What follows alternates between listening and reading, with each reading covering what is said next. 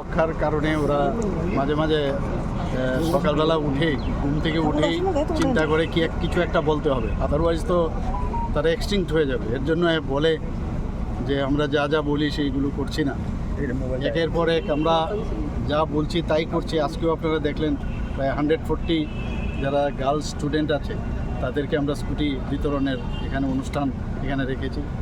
সমস্ত আমাদের যে মেয়েরা আছে এত খুশি ওরা, এবং তাদেরকে আমি এটাও বলেছি যে ভালো করে মানে জেনে ভালো করে কিভাবে চালাতে হয় সেগুলো জেনে তারপর যেন স্কুটিটা চালায়।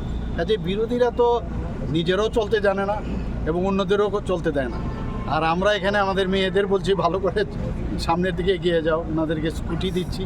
কাজেই ওদের কথা যদি আমরা শুনি তাহলে অলওয়েজ নেগেটিভ মাইন্ডেড চিন্তাধারায় চলে, নেগেটিভ থট প্রসেসে ওরা চলে। তো ওনাদেরকে বলবো যে অন্ততপক্ষে এই ধরনের ভালো কাজের জন্য অন্ততপক্ষে থ্যাংক ইউ বলা উচিত। কতজনকে আজকে আজকে 140 টোটাল, আমাদের 100 ছিল আগে, এরপর আরও 40 আমরা বাড়িয়েছি। सर अपोजिशन हमेशा ये भी आरोप लगाया कुछ दिन पहले कि 10% का सरकार है और भाई बंधु का सरकार है, तो इसके ऊपर आपका अपोजिशन मतलब जो दूसरा 10% का मतलब बोला है कि ये जो सरकार है ये 10% का सरकार है, 10% कमीशन का सरकार है।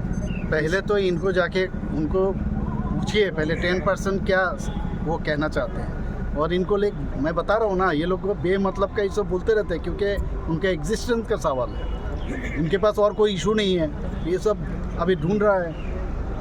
इसके मामले में तो विधानसभा में भी बहुत बात हुआ, और अगर जब बोल देता हूँ उसके बाद फिर कुछ नहीं है, फिर उसको रिपीटेशन कर रहे हैं। তাদের অভিযোগ মহাকরণে নাকি এই ধরনের কমিশন বানিয়ে যেখানে ফাইলগুলি আটকে আছে কি জানে, অভিযোগ করেছে। আমাদের তো এরকম অবস্থা নেই, কারণ আমাদের স্বচ্ছ মানে দল, আমরা মাননীয় প্রধানমন্ত্রীজি স্বচ্ছতার সাথে চলে, আমরাও স্বচ্ছতার। তাদের কেন্দ্রীয় জমায়েতে এই ধরনের অভিযোগ করেছে। ওরা তো বললাম তো, ওদের তো আর কিনু নেই, খুঁজে খুঁজে বের করে কিভাবে মানে লক্ষিন্দরের যে বাসরঘরের যে ছিদ্র সেগুলো খুঁজতে থাকে। उन्होंने ये भी बोला है कि पहले ईस्ट इंडिया कंपनी ने लूटा था देश को, भारत को अभी वेस्ट इंडियन कंपनी के बारे में पहले सोचो ना, कम्युनिस्ट के टाइम में क्या क्या नहीं हुआ, कांग्रेस के टाइम में क्या क्या नहीं हुआ। आप देख रहे हो इनके ऊपर अगर सपोर्ट होता तो अभी तो नोटा के साथ कम्युनिस्ट वाले वो कम्पीट कर रहा है, और कांग्रेस तो अभी 100 भी पार नहीं हुआ दिल्ली में। तो जनता जानता है इनका क्या क्या, इनका ये क्या बोलते हैं ये खुद भी नहीं जानते। আমি সমস্ত ত্রিপুরাবাসীকে আজকে হোলির শুভেচ্ছা আমি জানাতে চাই। সবাই ভালো থাকুক, আমাদের ত্রিপুরা সুস্থ থাকুক, এবং আমরা ডেভেলপমেন্টে আমরা যেভাবে চিন্তা ভাবনা করছি সেই ডেভেলপমেন্টগুলো যেন আমরা করতে পারি, এবং সবার সহায়তা আমি কাম্য করি।